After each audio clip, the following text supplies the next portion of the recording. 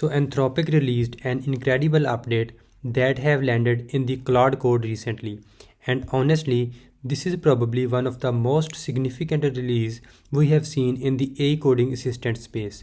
If you have been following Claude Code, you know it's a terminal-based AI agent that helps you write code directly from your command line.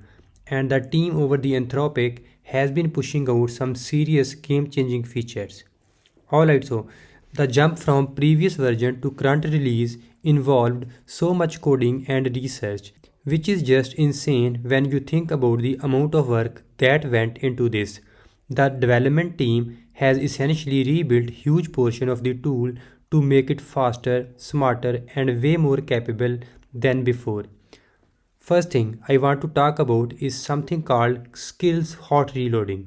And this is genuinely one of those quality of life improvement that you don't realize you need until you have it. Before this update, whenever you would add a new skill or modify an existing one during your coding session, you would have to completely restart everything to get Claude Code to recognize those changes. Now, the moment you add or update a skill, it's instantly available without any restart required.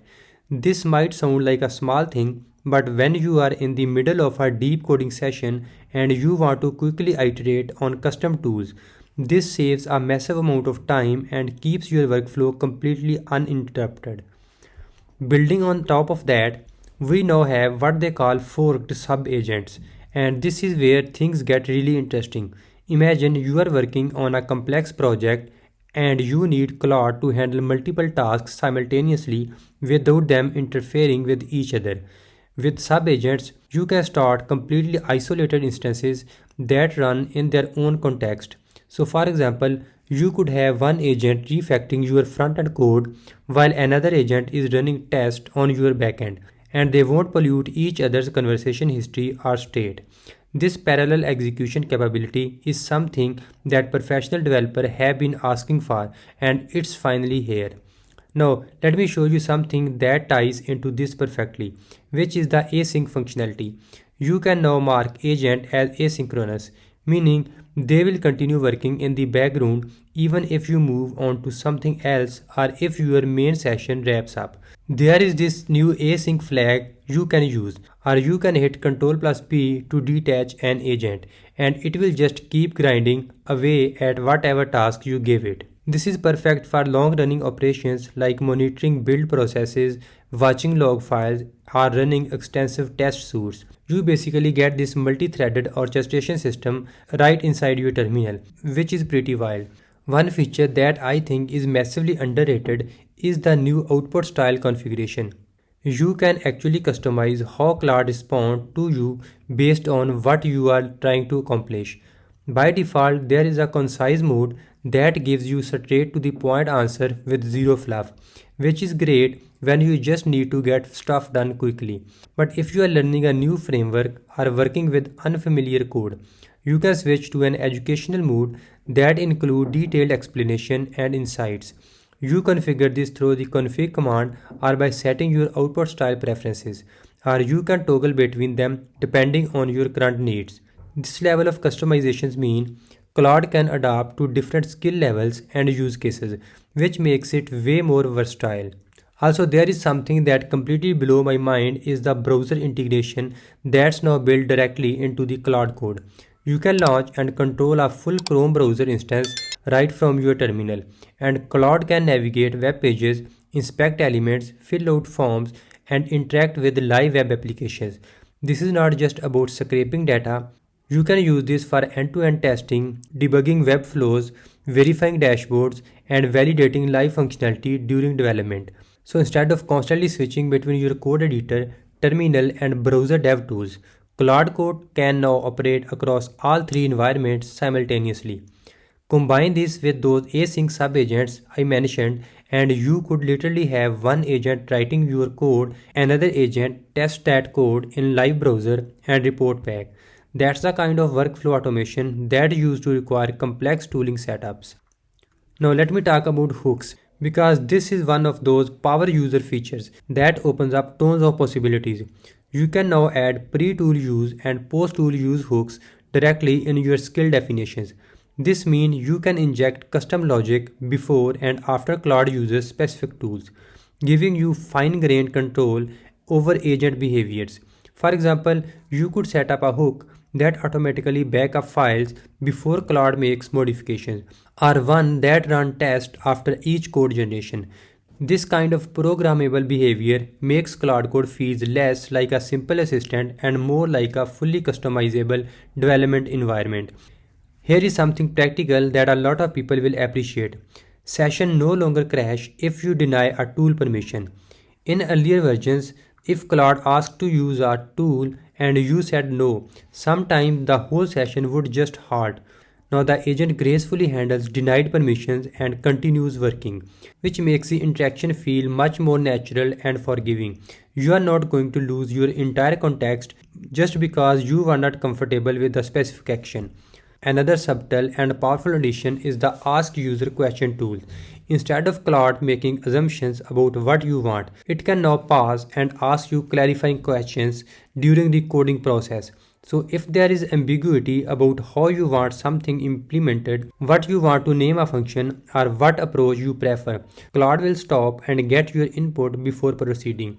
This creates a much more collaboration experience and result in code that actually matches your intentions instead of requiring multiple revisions. For those of you who use Claude Code across different environments, there is now a teleport command that lets you transfer active sessions between different interfaces. You could start working in the terminal, then seamlessly move that exact same session over to Claude Desktop or even the web interface without losing any context. This is incredibly useful for when you want to switch from a command line workflow to graphical interface or vice versa. I also want to mention that Anthropic has open sourced their internal code simplifier agent, which you can install directly through the plugin marketplace. This is the exact tool their team uses to clean up messy pull requests and refactor complex code bases. After a long coding session, when your code is working but maybe not as clean as it could be, you can run this agent and it will recognize, simplify, and improve readability across your entire project. Having access to the same tool that Anthropic uses internally is a pretty big deal. Now, if you are someone who works in multiple languages or collaborates with international teams, there is a new language setting that lets you configure Claude's response language. You can set it to respond in different languages beyond English. And you can now even add custom language configurations if you need something specific. This makes Claude Code accessible to a much wider audience globally. Also, one thing that might fly under the radar but is super helpful for navigation is the improved Vim motion support with better keyboard handling. If you are a Vim user, you will notice much smoother word navigation and more reliable repeat command. These kind of refinements shows that team is actually paying attention to how developer actually use the tool day to day. Also, Claude Code now has full support for Microsoft Foundry integration.